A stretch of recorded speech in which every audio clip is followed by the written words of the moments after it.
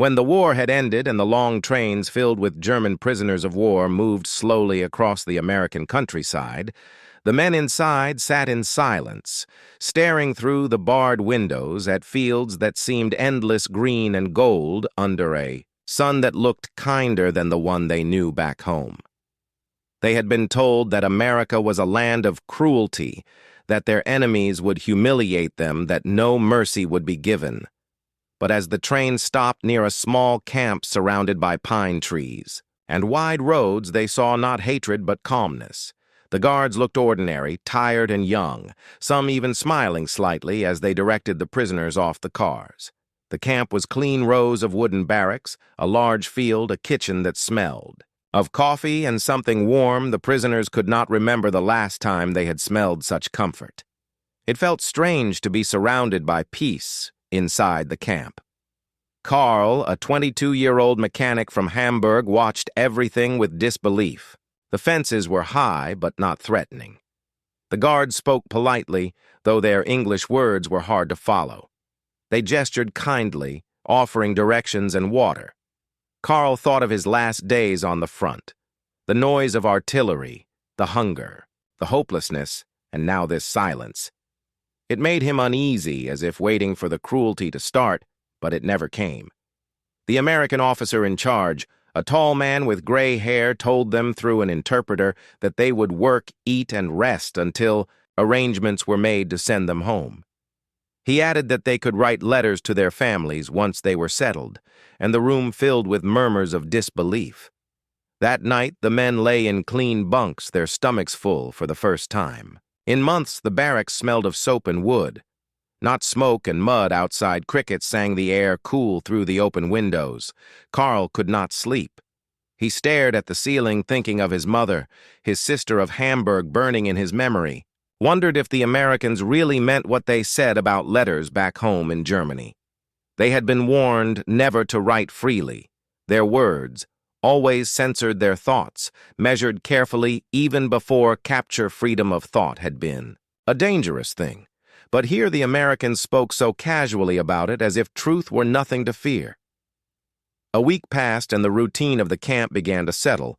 They woke early, ate porridge and bread, then worked in the fields nearby under the supervision of local farmers who were firm but fair. Sometimes the farmers brought them small gifts, apples or cigarettes. The prisoners thanked them awkwardly, unused to kindness from strangers. One afternoon, the camp officer entered the mess hall holding a stack of envelopes and sheets of paper. He announced through the interpreter that each prisoner could now write a letter home. There would be no restriction other than keeping the message decent, no insults, no military information otherwise. Write what you wish. For a long moment, the hall was silent. Then whispers spread through the crowd as if no one believed what they had heard. Carl looked around the faces of his comrades, pale, thin eyes wide with doubt. Hans, a former schoolteacher, laughed under his breath and said it must be a trick. They will read them and burn them, but the officer simply placed the paper on the tables and left them alone. The guards stood near the door, not watching closely, not listening. The prisoners hesitated. At first unsure whether to touch the paper. It looked too clean, too new, too good to be true. Carl picked up a pencil, his hand shaking as he stared at the blank page. He thought of the last letter he had written 2 years ago, a short censored note, filled with empty phrases of loyalty and courage, words he no longer believed in. Now he wanted to write truth. He wanted to tell his mother that he was alive, that he was tired, that he had seen too much, that he had lost friends and faith, and that, somehow here in America, he had found quiet. Instead of punishment, he began slowly. Dear Mother, I am alive, I am safe, I am treated well, the food is good and the people kind. He stopped after each sentence, waiting for someone to shout, "Stop," but no one did around him. The scratching of pencils grew louder, the sound of men rediscovering voices they had long forgotten. Some wrote in tears, others in disbelief. Hans, who had laughed earlier now, sat bent over his page, his lips moving silently as he wrote. To his wife in Berlin, telling her not to lose hope. telling her that the enemy had fed him better than his own officers ever had. There was something healing in the act of writing something that reached beyond the fences and the guard towers. It was as if the paper itself carried a piece of freedom. When the officer returned, he asked if they had finished. The men handed in their letters carefully, afraid that the fragile hope might be taken away. The officer smiled and said they would be sent through the Red Cross as soon as possible. He placed them in a wooden box, locked it, and left the room. The men sat in silence after he was gone. No one spoke for several minutes. Then Hans said softly, "Do you think they will ever reach home?" Carl shrugged. "I do not know, but at least we tried it. Felt good to write again." That night the barracks were quiet, but not with fear, rather with the weight of memory and emotion. Carl lay awake staring again at the ceiling. His mind filled with images of Hamburg, of narrow streets, of his mother's hands covered in flour from baking bread. He imagined her reading his letter and weeping, not from sadness but relief. He prayed the words would find her across the ocean, across the wreckage of war. The next morning the routine continued, as if nothing had changed, yet everything felt different. The men smiled more. They spoke quietly about home, about rebuilding, about what they would do when they returned. Carl noticed the guards watching them, not with suspicion but with curiosity. One young American guard asked through gestures if Carl missed his family. Carl nodded, unable to explain fully. The guard reached into his pocket, pulled out a small photograph of his own family, and pointed, saying, "My mother, my sister." Carl understood. He pointed to his chest and said, "Mutter Schwester." The guard smiled, and they both laughed softly. Two young men from opposite sides of the world, sharing a moment of humanity that no uniform could erase. In the days that followed, the camp felt lighter. The prisoners no longer moved like ghosts. They began to sing in the evenings quiet songs of home. The American guards listened sometimes, clapping in rhythm. The letters became the talk of every meal. Who had written what? Who hoped for an answer? And even those who had lost everything still wrote, because writing meant they were alive, meant they still belonged to someone somewhere. And so part one of their strange new life ended not with bitterness or rebellion, but with the simple act of putting words on paper, an act more powerful than any weapon, for it reminded them that they were not forgotten, and that maybe the enemy they had been taught to hate was capable of mercy and understanding. And in that quiet camp under the wide American sky, the German prisoners learned that freedom could begin with a single honest sentence written by trembling hands that had once held rifles but now held pencils. Instead, days passed like gentle ripples. Across a still lake, the camp life steady and quiet. Yet beneath the calm surface, something had begun to stir within the German prisoners. A sense of reflection, a stirring of thoughts they had buried deep during the long years of war. The letters had done something unexpected. They had awakened memory and hope, and now the men looked at their surroundings with new eyes. The fences were still there, the guards still carried rifles, yet they no longer seemed like barriers. They were simply boundaries between two worlds that had somehow begun to understand each other. Carl often found himself thinking of his letter, of the words he had written, and the ones he had left unsaid. He wondered if his mother would truly receive it, if it would find its way across oceans and ruins. He imagined her reading it in the dim light of a single candle, maybe crying, maybe smiling. He could almost see her face and smell the bread she once baked. The memory made his chest tighten, but it was a gentle pain, reminder that he still belonged somewhere. He was not just a number, not just a prisoner. The other men began to talk more openly during their work in the fields, or while eating in the mess hall. Hans became something of a storyteller. He would speak of his students back in Berlin, of how he used to teach them history and literature, and how strange it felt now to be living inside the pages of history itself. The Americans listened, sometimes asking questions through the interpreter, curious about the German side, not with anger but with genuine interest. It was strange how easily conversations could turn from enemies to men with ordinary lives when politics and war were left aside one afternoon while repairing a fence near the edge of the camp. Carl noticed a young American soldier sitting under a tree, sketching something in a small notebook. Curiosity got the better of him.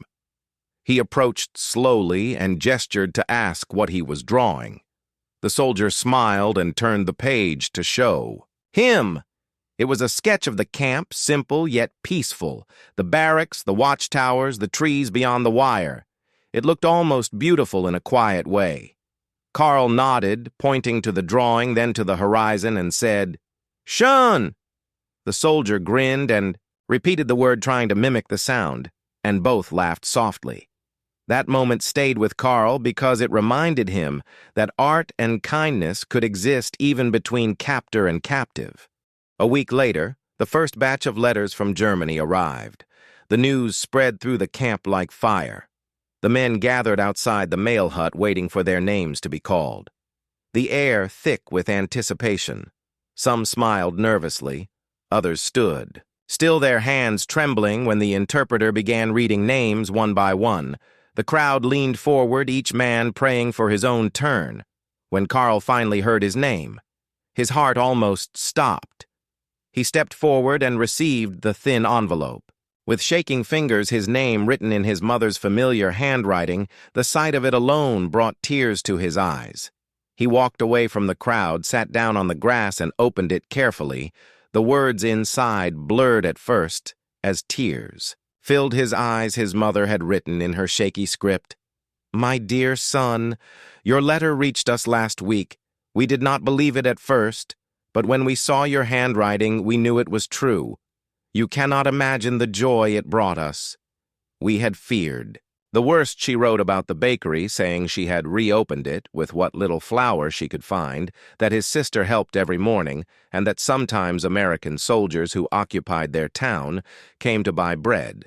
She wrote that she had shared his letter with neighbors, and they were amazed that American guards had allowed him to write so freely. She said it gave them hope that maybe there was still goodness in the world. Even after so much destruction, Carl read her words again and again, each sentence pulling him closer to home. He felt as though her voice was speaking through the paper across the ocean. He folded the letter carefully and placed it inside his shirt over his heart.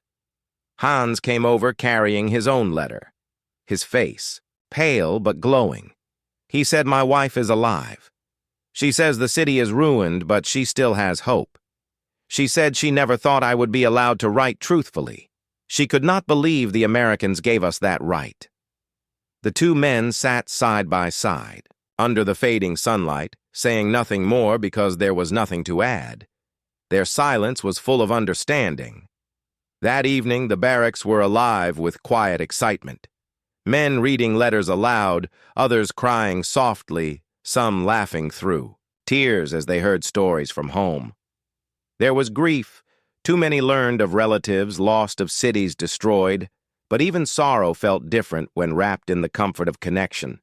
The Americans watched from a distance, not interfering. Some, even, smiled as if they too understood the power of those simple sheets of paper.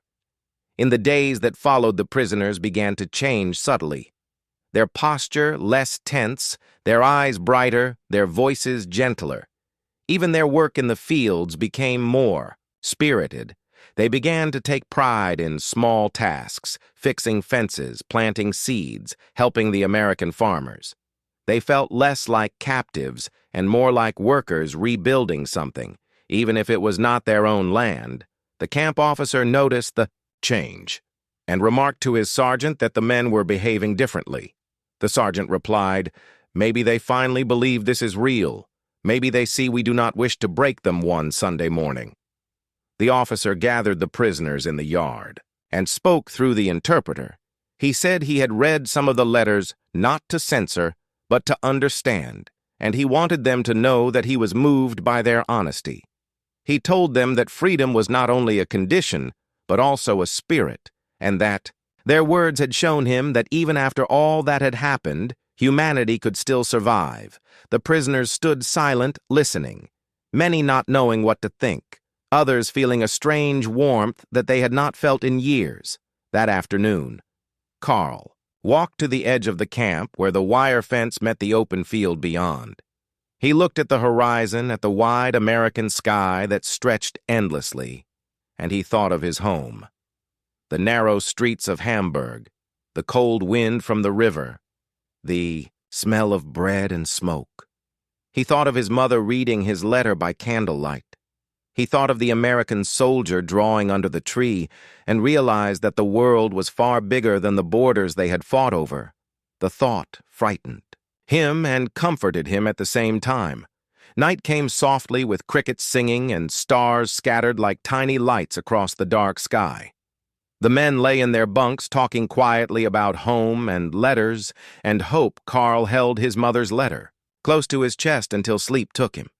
His dreams filled not with war or death, but with the image of his mother smiling through tears, holding his words in her hands, whispering that maybe someday the world would learn to speak freely as he had, for the first time. And thus the camp that had begun as a place of fear slowly became a place of awakening.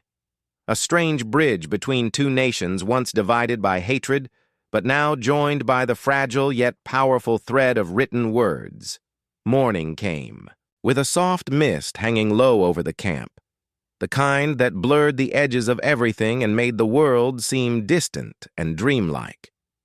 The prisoners moved quietly through their routines, yet there was a new rhythm in the air, something gentler, something almost human. The letters from home had worked their way into every corner of their minds and hearts. Carl woke with the folded paper still pressed to his chest. He took it out, smoothing the creases, and read it once more as if the words themselves gave him strength for the day ahead. He could hear Hans humming softly as he laced his boots an old song that might have once been sung by children at school. The sound carried across the barracks like a fragile reminder that not all things had been lost as the men walked toward the fields for their daily work. The American guards followed at a distance, one of them. The young soldier who had shown Carl his drawing raised a hand in greeting. Carl nodded back, unsure whether such gestures were truly allowed, but it felt natural. Now the fear that once shaped their every move had begun to fade. They still knew they were prisoners, but they were prisoners in a world that did not treat them as beasts, and that made all the difference. In the quiet space of their hearts, they began to rebuild something they had forgotten: trust. The field work was hard but peaceful. The soil was rich, the air clean when the wind blew across the hills. It carried the scent of grass and pine, and sometimes distant cooking from the farmhouses beyond the camp. The men talked as they worked about what they would do after their release. Some dreamed of rebuilding their homes, others of finding lost relatives. One older man named Dieter said softly, "I do not know what home means anymore," and no one answered because they all felt that truth in their bones. Yet even in that silence there was understanding. One afternoon, a small group of American townspeople came to the edge of the camp, escorted by guards. They had brought boxes of fruit and bread donations for the prisoners. The gesture shocked the men. They could not comprehend that civilians would offer food to their former enemies. An old woman smiled through the fence and said in slow, accented German, "Peace must begin somewhere," and then she turned away before they could respond. That night the men could hardly speak. They sat around the barracks, sharing the fruit in small, careful bites, as though it were a sacred gift. Carl said, softly, "Maybe they do not hate us after all." Hans replied, "Maybe they never did. Only the war did." The next day, another surprise arrived. The American officer announced that those who wished could attend English lessons in the evenings, simple classes. Taught by the guards themselves, the idea seemed absurd. At first, German prisoners learning the language of their captors, yet curiosity won over suspicion. Soon the mess hall was filled each night with rows of men repeating words they barely understood. "Hello? How are you? Thank you." The guards laughed good-naturedly, correcting their accents. The men laughed too awkwardly, but sincerely. It was strange and beautiful in a way, laughter shared between those who had once tried to destroy each other as Weeks passed. Letters continued to arrive from Germany, sometimes late, sometimes in torn envelopes, but each one was treated like treasure. The men who received none still gathered to listen when others read theirs aloud. It became a ritual after supper. Someone would stand in the center of the barracks and read his letter slowly, every word echoing through the wooden walls, bringing the scent of home into that distant land. They wrote about ruined cities, but also about small acts of survival. Mothers baking with barley flour, children planting gardens among the rubble neighbors, helping one another rebuild life from ashes, and each time they heard such stories, the men felt less ashamed, less broken. They realized that living on meant resisting. Despair-own evening. Carl received another letter from his mother, shorter this time, but filled with tenderness. She wrote that she had shown his first letter to the local pastor, and he had read it aloud to others who had lost sons. They cried. She said because they could hardly believe that American guards allowed such words to pass uncensored, she told him that perhaps God was using strange ways to heal the world, and that his letter had brought peace to people he did not even know. Carl read those lines again and again, feeling something shift inside him. He no longer saw himself as a victim or even as a soldier, but as a thread in a much larger fabric woven from both pain and compassion. Few days later, rain poured over the camp, turning the earth into mud. But no one complained. The men worked under their coats, laughing as the water soaked them. The American guards joined in, helping to pull carts out of the mud. The sound of laughter rose above the rain, and for a few brief hours, the camp seemed to forget what it was when the rain stopped and the sun broke through again. The air smelled clean and new. The world itself seemed reborn in that golden light. By midsummer, the prisoners had begun to write not just letters but journals, poems, sketches, anything that let them express the chaos and beauty of what they were feeling. Some of the Americans collected these writings, translating them out of curiosity. One sergeant said these men write better than poets, and the interpreter smiled, saying maybe suffering teaches honesty. The writings spread through the camp like wildfire, each man eager to pour out what he carried inside. Not for propaganda, not for orders, but simply to be heard. One night the officer gathered them all in the mess hall. He held a stack of papers in his hands and said, "These are your words. We have read them, and we understand you are not our enemies anymore. We are all just men trying to find meaning after madness, and for the first time many of the prisoners felt tears fall without shame." Carl thought of his father who had died in the war, believing that enemies could never speak truth to each other. And now here, he was living proof that words could break walls that guns could not. After that night, the guards began to treat the men even more like equals, sharing cigarettes, coffee stories about home. One guard told Carl about his own brother who had died in France, and how he had never blamed the German soldiers, only the war itself. Carl listened quietly, then offered his own story about a friend lost near Stalingrad, and for a long time they said nothing more, just stood there under the stars, the silence heavy, but not hostile. As summer ended, the letters began to slow fewer. Arrived the postal routes, damaged the hope of mail uncertain, yet the men did not lose heart. They had already built something that could not be taken from them. Connection, friendship, understanding, and as the days shortened and the nights grew cooler, they held on to that warmth as if it were a fire lit deep inside each of them. One evening before lights out, Carl sat by the window of the barracks looking out at the horizon. The moon hung low and bright, casting silver light over the wire fences. He thought about his mother, about Hans, about the Americans, about the strange way fate had turned enemies into witnesses of each other's humanity. And he realized that even if he never returned home, the world had already changed inside him forever. He whispered softly to himself. Words his mother used to say when he was a child, light can find its way even through cracks in stone. And as he lay down to sleep, he believed It truly believed it autumn came quietly to the camp, the air turning cool and crisp, the trees around the perimeter glowing with shades of gold and red. The prisoners had now spent many months in this strange new world of fences that no longer felt like cages. The routine of life had become something almost normal, and the letters from home, though less frequent, still arrived often enough to keep their hope alive. Carl had grown stronger, his hands rough from field work, but his eyes softer, his thoughts clearer. He no longer woke from nightmares of battle. Now he dreamed of ordinary things, of streets filled with laughter, of sunlight over rooftops, of the sound of his mother's voice calling him home. The American guards, too, seemed to change, as if the daily contact with the German men had worn down whatever distance war had placed between them. They spoke more freely now, often sharing cigarettes after work, or exchanging simple words of English and German mixed together like pieces of two worlds, learning to speak one language. Sometimes they even played football together on the wide field behind the barracks, the Americans on one side, the Germans on the other. Yet there was no hostility, only laughter and cheers, the ball rolling through mud and grass as men who had once fought each other forgot for a moment what side they belonged to. When Sunday, the camp officer organized something different, a gathering in the open yard.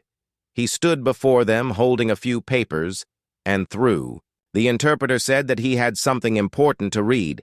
It was a letter from the American War Department stating that the treatment of German prisoners had been noted with respect, and that the letters sent by the men had been received in Germany through the Red Cross, causing much astonishment among their families. The officer said, "You have shown that humanity can exist even in the aftermath of destruction."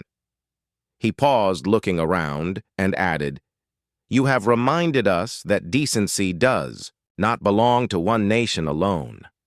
The men stood silent, some with tears in their eyes. It felt like recognition, not victory, not forgiveness, but understanding.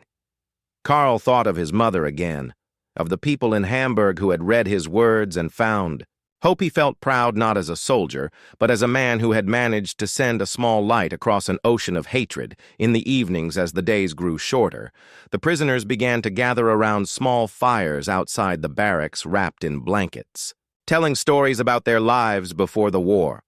One man had been a violinist, another, a baker, another, a painter who had lost his studio in the bombings. They spoke softly, sharing fragments of memory that glowed like embers in the dark. The Americans sometimes joined them, listening quietly, offering coffee from tin mugs. The sound of different languages mixing with the crackle of fire became something almost holy. Carl listened more than he spoke, but when asked, he told of his family, of his mother's bakery, and the smell of bread in the morning. And even the guards smiled at the image. Hands began keeping a small notebook, writing about everything that happened in the camp, about the letters, the lessons, the kindness, the laughter. He said one day, "Someone must know that not all prisons were made of cruelty, and that sometimes captivity could teach freedom better than war." He showed his notes to Carl, who nodded and said, "Keep writing." Hans said, "I will, and maybe when I go home I will publish it, not as propaganda, but as truth." One afternoon, as the sun dipped low, Carl was called to the main office. Confused, he followed the guard inside and saw the officer waiting with a letter in his hand. It was from the Red Cross, addressed to him in clear writing. The officer smiled slightly and said, "This one seems important." Carl opened it slowly, his hands trembling. It was from his sister. She wrote that their mother had fallen ill, but was recovering. She thanked him for his words, which she said had given their mother strength to keep fighting. She ended by saying, "We now understand that not all who wear a uniform are the same, and that perhaps the world will heal faster than we thought." Carl felt tears run down his face, but they were not tears of sorrow.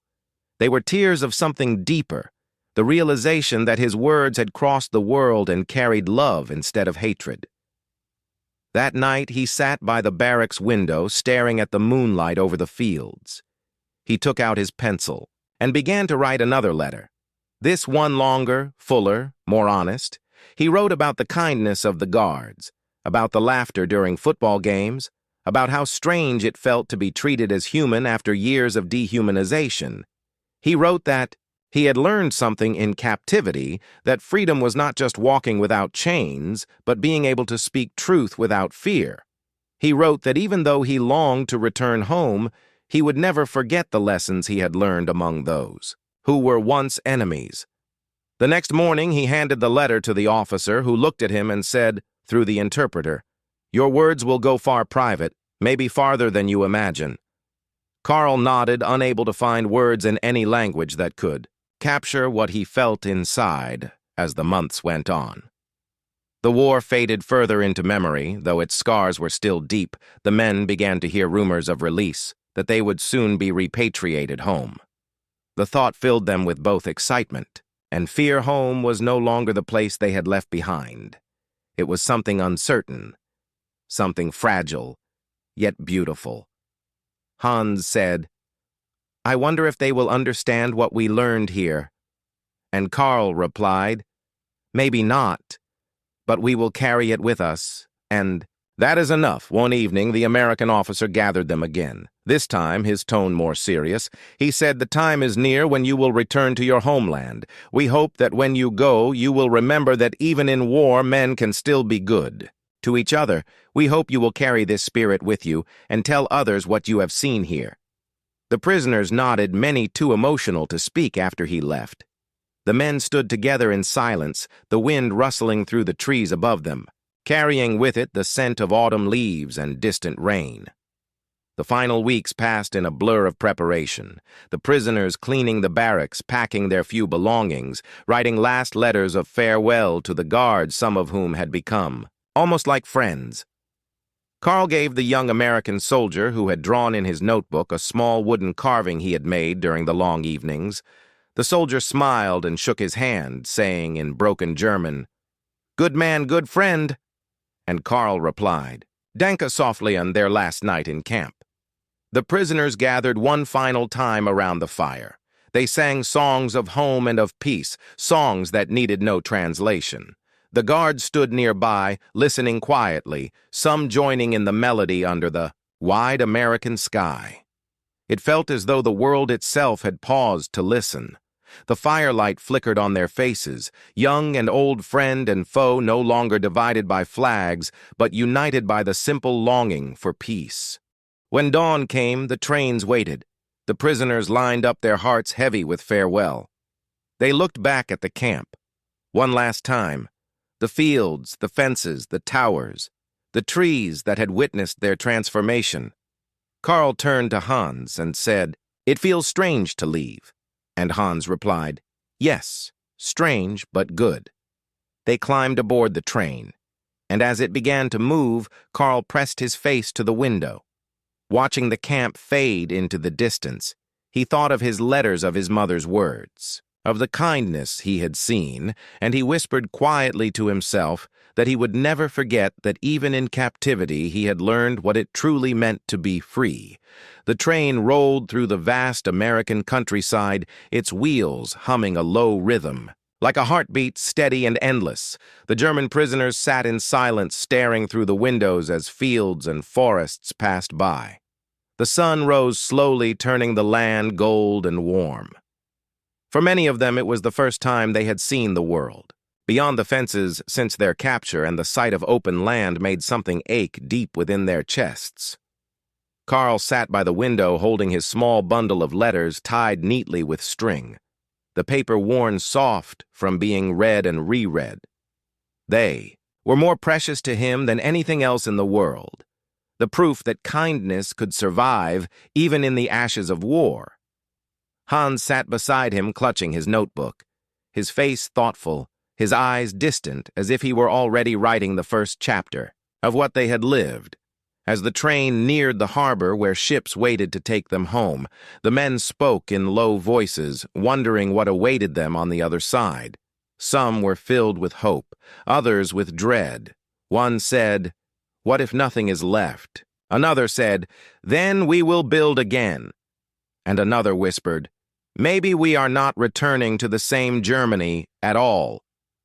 Carl listened, but said nothing, his heart heavy with both longing and fear. He thought of his mother's bakery of the cobblestone, streets of Hamburg of the smell of fresh bread mingling with smoke. He wondered how much had survived. He wondered if she would recognize him after all the things he had seen and done.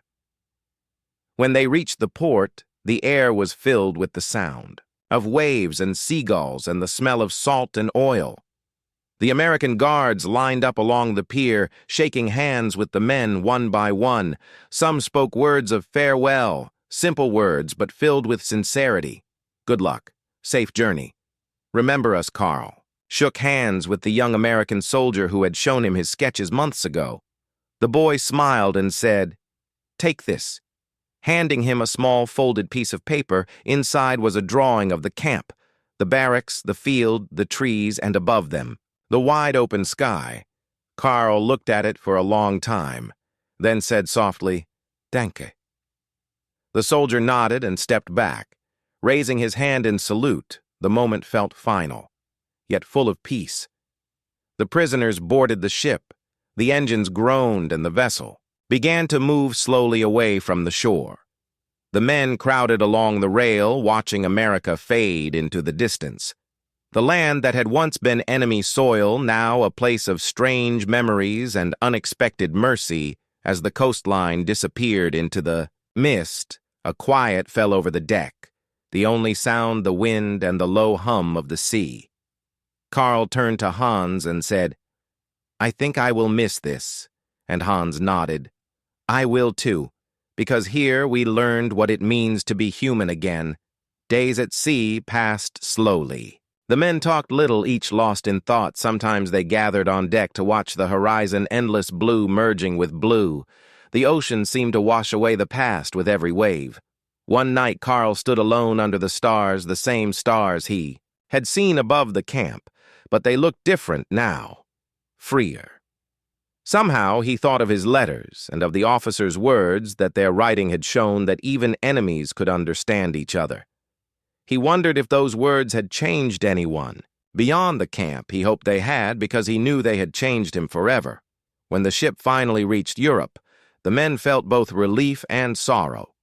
The port was crowded with soldiers and officials, the air heavy with smoke and noise. The men disembarked, moving through the chaos like ghosts, each heading toward uncertain futures. Carl and Hans stayed together for a while, helping one another carry their few belongings. Then the moment came when they had to part. Hans said, "I will go to Berlin.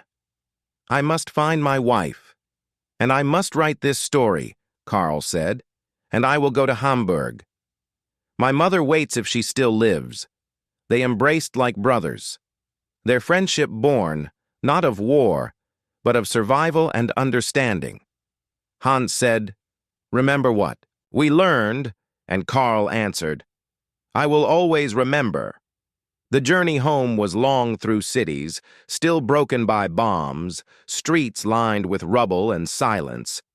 Yet everywhere there were signs of life, children playing among ruins, women sweeping doorways, men rebuilding walls, brick by brick. It was as if the entire country was holding its breath, waiting for something new to begin. When Carl finally arrived in Hamburg, he hardly recognized it. The bakery where he had grown up was half destroyed, but still standing, the door hanging crooked. He walked inside, calling softly. Mutter and a faint voice answered from the back. "My boy." His mother appeared frail and pale, her hair white but her eyes still bright. She reached for him, trembling, and they embraced. For a long time, both crying without words. When she finally spoke, she said, "I knew you would return, your letters told me." And Carl could not speak, only held her tighter. She showed him the letters neatly kept in a small box, their edges yellowed from time. She said, "These kept me alive when everything else fell apart." Carl sat with her for hours, telling her about the camp, about the Americans, about how they had been treated with respect. She listened silently, sometimes nodding, sometimes crying, and finally said, Maybe the world is not lost after all. Days turned into weeks as Carl helped her rebuild the bakery. They mixed flour and water, kneaded dough-baked bread, and sold it to neighbors who were also starting over. Each morning the smell of baking rose again into the streets, and for the first time in years, laughter could be heard outside the windows. Sometimes customers would ask about his time in America, and Carl would tell them small stories about the guards who shared cigarettes. The lessons, the drawings, the letters, he said, they treated us like men, and one woman said quietly, "Maybe that is how peace begins." One afternoon Hans arrived unexpectedly, his clothes dusty, his eyes tired but alive. He carried his notebook now filled. From cover to cover he embraced Carl and his mother and said, "I came to show you this before it is sent to print." He opened the pages and Carl read the title they write so freely. It told their story, the story of how words had bridged the distance between enemies, how letters written in pencil had done what weapons never could. Carl smiled and said, "It is perfect." Hans said, "I want people to know that humanity survived even behind barbed wire." The book would later spread quietly through towns and cities read by soldiers and widows, teachers and farmers. It became a small symbol of reconciliation, of the strange, fragile beauty that could grow out of the ruins of war. And though not everyone understood it, those who did felt something shift. In their hearts, a small light in the darkness. Years passed. The world moved on. But Carl never forgot the camp or the faces of the men who had shared that journey. Sometimes he would take out the drawing. The young American had given him the sketch of the camp under the open sky and place it on the bakery wall to remind himself, and everyone who entered that kindness could exist, even where none was expected. When customers asked what it was, he would simply say a memory of peace. And in the quiet of the early mornings as the first loaves baked and the city woke, Carl would step outside, look at the pale light rising over the rooftops, and think of those days in America, of the letters that had crossed the sea, of the laughter shared. Between fences of the truth learned in captivity, that freedom was not just about walking without chains, but about speaking with honesty and compassion. He would close his eyes and whisper a small prayer for the men on both sides who had once fought, but now lived in peace, and in that moment he felt again what he had felt on that distant shore, that even after war, even after everything, life could begin anew.